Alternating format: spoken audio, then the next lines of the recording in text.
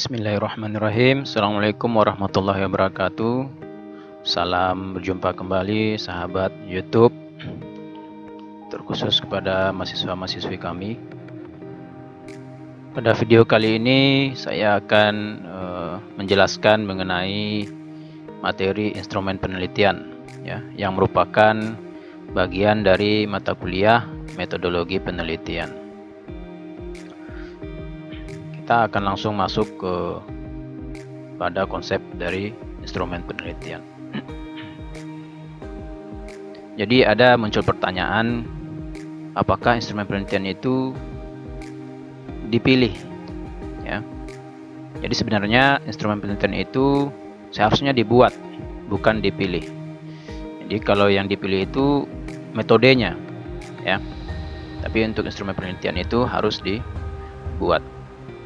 Jadi kalau kita lihat alurnya, sebenarnya instrumen penelitian itu merupakan bagian dari metode. Ya, kalau seandainya tidak ada data, ya, bagaimana kita bisa melakukan penelitian? Jadi instrumen penelitian itu berkaitan dengan data. Contoh misalkan kita analogikan pada kasus sepeda motor. Ya, ibaratnya sepeda motor itu adalah metodenya, kemudian mesin itu adalah instrumennya. Nah, analoginya, bagaimana bisa sebuah sepeda motor itu bisa berjalan tanpa ada mesin?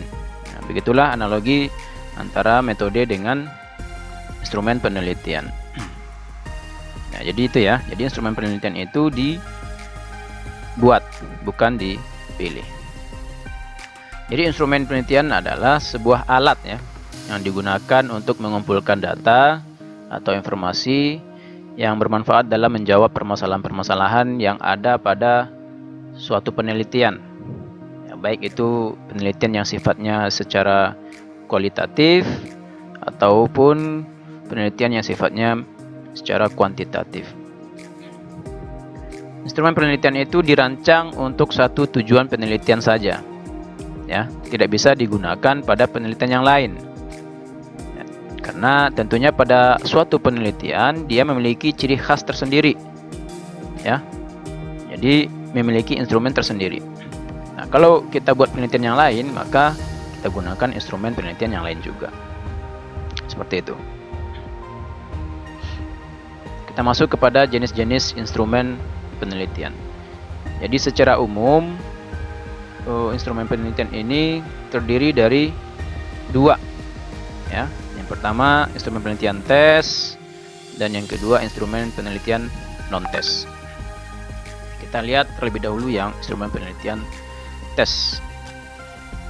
Ya, jadi instrumen penelitian tes ini serentetan pertanyaan atau latihan atau alat lain yang digunakan untuk mengukur keterampilan, pengetahuan, intelijensi, kemampuan atau bakat yang dimiliki oleh individu atau sekelompok. Nah, jenis penelitian tes ini dibagi dua nih. Ada berupa prestasi dan ada berupa potensi. Kita lihat yang jenis penelitian tes yang prestasi. Nah, untuk jenis penelitian prestasi itu terdiri dari dua bagian. Yang pertama berdasarkan jenisnya, ya. Ada bentuknya baku atau terstandar. Kemudian ada bentuknya itu buatan penelitian, ya. Ini berdasarkan jenis. Sementara berdasarkan bentuk soal itu dalam bentuk esai, ya. Ini biasa kita lakukan ketika kita menjawab soal-soal yang berbentuk esai, di mana sifat jawabannya itu bebas, ya, dan terbatas. Kemudian bentuk soal yang kedua berupa objektif, ya. Objektif ini bisa dalam bentuk pilihan berganda yang biasa familiar kita dapatkan, ya, atau kita hadapi ketika mengikuti ujian-ujian dalam bentuk pilihan berganda A, B, C, D atau E, gitu ya. Kemudian objektif yang kedua sifatnya berupa jawaban singkat, kemudian dalam bentuk pertanyaan benar atau salah, dan sifatnya menjodohkan. yaitu instrumen penelitian berupa tes yang prestasinya. Kemudian yang bentuk potensi itu ada dalam bentuk kecerdasan umum, ya, intelijensi. Ini contohnya biasa ketika kita mengikuti tes-tes, ya, tes TKDA misalkan, tes kemampuan dasar akademik. Kemudian untuk kecerdasan khusus, ini biasanya dalam bentuk tes-tes berupa minat dan bakat, ya, khusus minatnya kemana atau bakatnya kemana gitu. Itu jenis instrumen penelitian tes. Berikut yang B-nya, instrumen penelitian non-tes. Itu terdiri dari kuesioner atau angket, kemudian dalam bentuk wawancara, kemudian dalam bentuk observasi, dan dalam bentuk dokumentasi. Nah, kita lihat satu persatu. Yang pertama, kuesioner atau angket. Kuesioner atau angket itu merupakan perangkat, ya, perangkat pernyataan atau pertanyaan tertulis yang harus dijawab oleh responden secara tertulis pula, guna untuk menggali informasi. Nah, biasanya jawaban yang diberikan itu bersifat tertutup, ya, di mana alternatif jawaban itu disediakan oleh peneliti. Ya, ada juga jawabannya itu berupa sifatnya terbuka, ya, di mana responden bebas menuliskan jawabannya tanpa adanya paksaan maupun jawaban yang berasal dari kombinasi keduanya, ya, yang merupakan campuran dari jawaban tertutup dan jawaban terbuka. Nah, karakteristik kuesioner, ya, yang pertama itu karakteristiknya tergantung dari tipe informasi yang dibutuhkan. Ya, yang kedua, kuesioner berupa kuesioner kualitatif, ya, digunakan ketika dibutuhkan informasi eksplorasi atau untuk membuktikan hipotesis. Kemudian karakteristik yang ketiga berupa kuesioner kuantitatif, ya, digunakan untuk memvalidasi atau menguji atau mengeneralisasi hipotesis. Nah, tipe kuesioner dibagi dua, ada yang terstruktur dan tidak terstruktur. Nah, untuk kuesioner yang terstruktur itu digunakan pada jenis penelitian kuantitatif biasanya, ya, kemudian bersifat terstruktur dan direncanakan untuk mengambil data yang spesifik. Nah, sementara kuesioner yang tidak terstruktur itu biasanya digunakan untuk jenis penelitian kualitatif, ya. Dia memiliki pertanyaan-pertanyaan yang bercabang, ya. Kemudian pertanyaan tersebut termasuk kepada pertanyaan terbuka atau open ended. Nah, ada beberapa tipe pertanyaan dalam kuesioner, ya.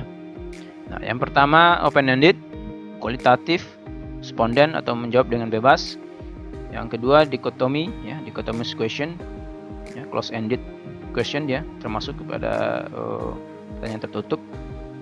Kemudian dalam bentuk yes or no gitu. Kemudian berikutnya multiple choice, ya, ini terbentuk termasuk ke dalam pertanyaan close ended. Berikutnya scaling question, ini bentuk pengukuran skala, ya, ada nominal, ordinal, interval, dan rasio. Kemudian tipe yang terakhir dalam bentuk pictorial question, ya, ini berupa gambar atau simbol. Itu berikutnya instrumen penelitian, ya, jenis-jenisnya yang non tes. Yang kedua adalah wawancara. Jadi wawancara ini, ya, merupakan salah satu metode pengumpulan data dan informasi yang paling banyak digunakan, ya, secara komunikasi verbal. Ya, ini sifatnya bertatap muka langsung, ya, yang dilakukan oleh peneliti, ya, kepada respondennya, ya. Jadi dia sifatnya langsung bertanya gitu. Nah, tentunya pertanyaan-pertanyaan yang akan ditanyakan sudah dipersiapkan sebelumnya, ya, sesuai dengan panduan yang telah dibuat. Nah, alangkah bagusnya setelah pertanyaan-pertanyaan itu disampaikan, maka jawaban-jawaban dari responden itu harus kita dokumentasikan dengan baik. Bisa dalam bentuk kita catat atau dalam bentuk kita rekaman, ya, record, atau dalam bentuk video. Jadi keabsahan atau validasi dari kegiatan wawancara itu nyata adanya, dibuktikan dengan dokumentasi tersebut. Kemudian pewawancara tidak menjuruskan pertanyaan-pertanyaan kepada suatu jawaban, ya. Jadi seorang peneliti ketika ingin wawancara, maka dia harus netral, ya, terhadap pertanyaan yang diberikan kepada respondennya, ya. Itu dia sifat dari wawancara. Nah, wawancara yang dilakukan secara langsung atau tatap muka ada beberapa keuntungan, ya, di mana pewawancara dapat meningkatkan kerjasama nih di antara pewawancara dengan responden, ya, serta memungkinkan responden mendapatkan klarifikasi dari pertanyaan secara cepat, ya. Nah, tapi alangkah bagusnya perlu diberikan insentif, ya, untuk membangun ketertarikan dari responden dalam melakukan wawancara. Ya, jadi ketika kita sebagai peneliti ingin mewawancarai seorang responden, supaya responden itu tertarik, maka perlu kita berikan insentif, ya, bisa dalam bentuk materi, ya, atau dalam bentuk barang, ya, sehingga responden bisa melakukan proses wawancara dengan baik, gitu, ya, sehingga tertarik. Nah, secara umum tujuan dari wawancara ini yang pertama, ya, tentunya untuk mengetahui data pribadi dari responden, ya, tentang apa yang mau diwawancarai. Kemudian tujuan yang kedua, mencari informasi yang relevan dengan tujuan penelitian yang akan kita teliti. Berikutnya, tujuan wawancara membantu dalam mengidentifikasi permasalahan yang ada di lapangan, ya, tujuan dari wawancara. Nah, ada beberapa jenis wawancara yang biasa digunakan, ya. Yang pertama, wawancara seleksi, ya, atau screening interview, yaitu wawancara yang dilakukan untuk memilih orang atau kandidat yang paling qualified, ya, untuk masuk pada tahap seleksi selanjutnya. Itu penjelasan dari wawancara seleksi. Kemudian jenis wawancara yang kedua itu wawancara dengan menggunakan media elektronik, ya. Contohnya seperti audio tape atau telepon, ya. Istilahnya dikenal dengan telepon interview, ya. Jadi wawancara ini langsung dilakukan dengan menggunakan media telepon. Wawancara ini biasanya dilakukan bila masih ada hal yang ingin ditanyakan langsung kepada responden. Kemudian jenis yang ketiga namanya wawancara kelompok atau panel atau grup interview, yaitu wawancara yang dilakukan pada 2 atau lebih pewawancara sekaligus, ya, pada waktu yang bersamaan. Itu dia. Kita masuk ke 3, ya, observasi. Jadi observasi ini adalah metode pengumpulan data melalui pengamatan langsung, ya.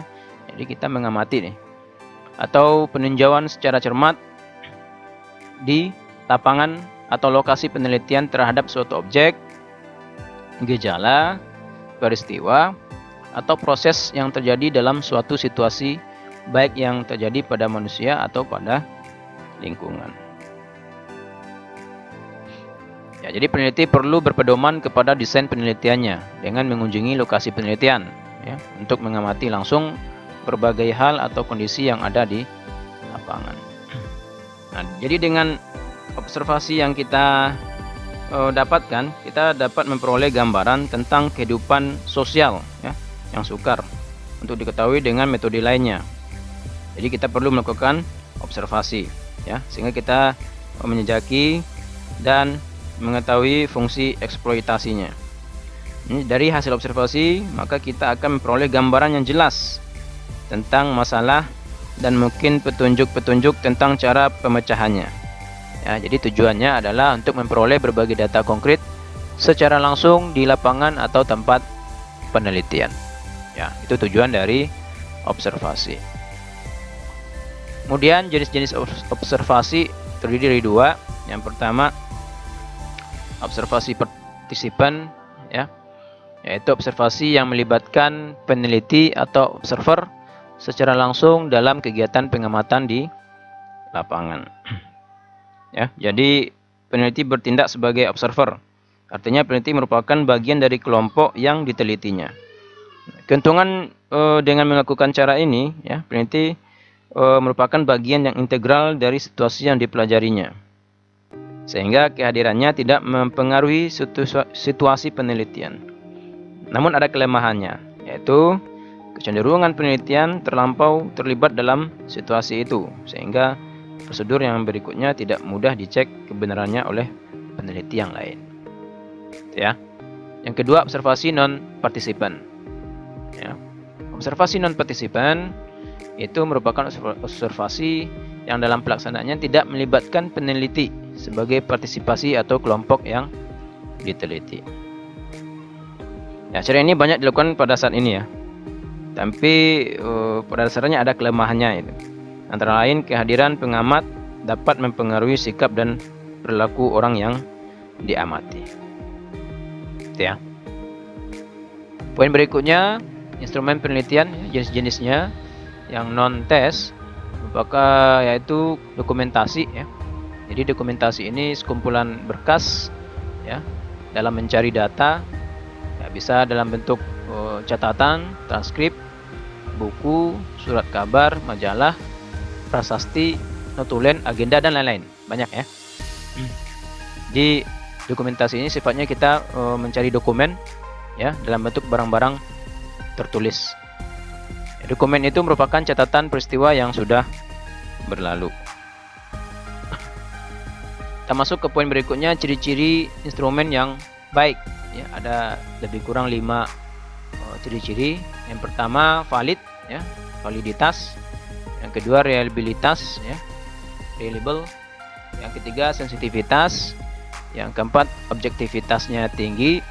Yang kelima, visibilitasnya baik. Oke, kita masuk yang pertama, validitas. Jadi validitas ini merupakan kemampuan alat ukur untuk mengukur apa yang seharusnya diukur. Jadi ada beberapa macam validitas.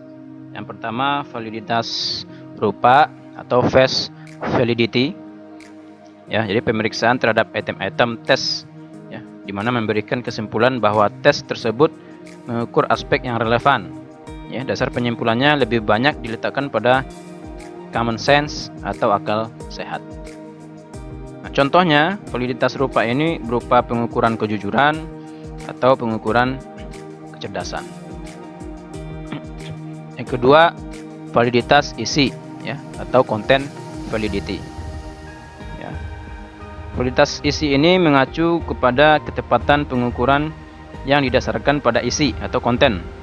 Ya, isi atau konten instrumen, ya, untuk memastikan bahwa item skala yang digunakan sudah memenuhi keseluruhan dari isi, konsep, atau kesesuaian dari itemnya.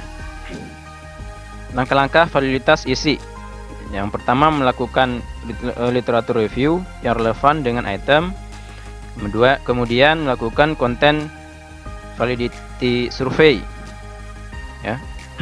Kemudian berikutnya, hasil survei dikonsultasikan kepada expert atau pakarnya.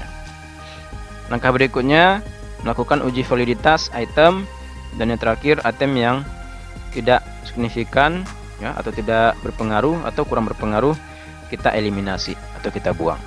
Itu langkah-langkah ketika kita menggunakan validitas isi. Berikutnya, validitas konstruk, ya, atau construct validity. Ya, jadi uji validitas ini merupakan uji yang tujuannya untuk menguji suatu instrumen sehingga bisa dikatakan valid menurut konstruksinya. Konstruksi di sini artinya kaidah-kaidah penulisan instrumen yang benar sehingga instrumen tidak ambigu atau multi tafsir, ya, ketika diberikan kepada responden. Terakhir, validitas kriteria atau empiris. Ya, ini keterkaitan dengan internal plus eksternal. Ya, jadi kriteria atau validitas konkret ini ya, sejauh mana suatu ukuran terkait dengan suatu hasil. Kemudian mengukur seberapa baik suatu ukuran untuk memprediksi ukuran yang lain. Jadi tes seperti ini berguna untuk memprediksi penampilan atau perilaku di situasi yang berbeda. Ya, misalkan situasi masa lalu, ya, atau situasi saat ini, atau situasi masa depan. Kita masuk ke dalam pengujian validitas. Jadi pengukuran yang dilakukan dengan menggunakan instrumen supaya dapat memberikan kesimpulan yang tidak keliru. Ya, perlu dilakukan pengetesan yang valid dan reliable. Ya, jadi uji validitas ini sejauh mana ketepatan dan kecermatan suatu alat ukur dalam melakukan fungsi tugasnya. Ini misalkan suatu instrumen digunakan untuk mengukur atribut X misalkan, variabel X misalkan. Nah, ternyata instrumen tersebut mampu memberikan informasi tentang X tersebut. Ya, maka bisa kita katakan instrumen yang kita gunakan itu sudah dinyatakan valid. Poin berikutnya reliabilitas. Ya. Jadi reliabilitas ini bagaimana konsistensi alat ukur ketika dipakai dalam proses pengukuran dan dapat dipercaya kebenarannya. Hasil pengukuran yang berulang-ulang dengan hasil yang sama, maka bisa kita simpulkan bahwasanya pengukuran tersebut dianggap memiliki reliabilitas yang baik. Dan ciri yang berikutnya sensitivitas, ya, kemampuan suatu instrumen untuk melakukan diskriminasi yang diperlukan untuk masalah penelitian. Ya, biasanya terpenuhi bila derajat validitas dan reliabilitasnya tinggi. Ya. Yang baru sifatnya sensitivitas. Objektivitas berupa derajat pengukuran instrumen bebas dari pendapat penilaian subjektif. Ya, dia harus objektif, bebas dari bias, kemudian bebas dari perasaan orang-orang yang menggunakan tes. Ya, jadi sifatnya harus objektif, ya, sesuai dengan kenyataan atau sesuai dengan apa adanya. Yang terakhir, visibilitas. Ya, ini berkaitan dengan aspek-aspek keterampilan, kemudian penggunaan sumber daya dan waktu. Ada beberapa tes yang hanya menuntut keterampilan minimum dalam menyusun dan menganalisa hasil tes, tetapi ada juga yang menuntut keterampilan yang lebih tinggi. Ya, mengenai biaya dan waktu dapat menjadi kendala dalam penelitian ini, sehingga perlu pertimbangan-pertimbangan agar penelitian disesuaikan dengan kemampuannya, yaitu visibilitas. Nah, jadi mungkin hanya itu yang bisa saya sampaikan. Mudah-mudahan dapat dipahami, ya, dari materi instrumen penelitian ini. Mohon maaf kalau ada hal yang kurang berkenan. Wabillahi taufiq wal hidayah. Assalamualaikum warahmatullahi wabarakatuh.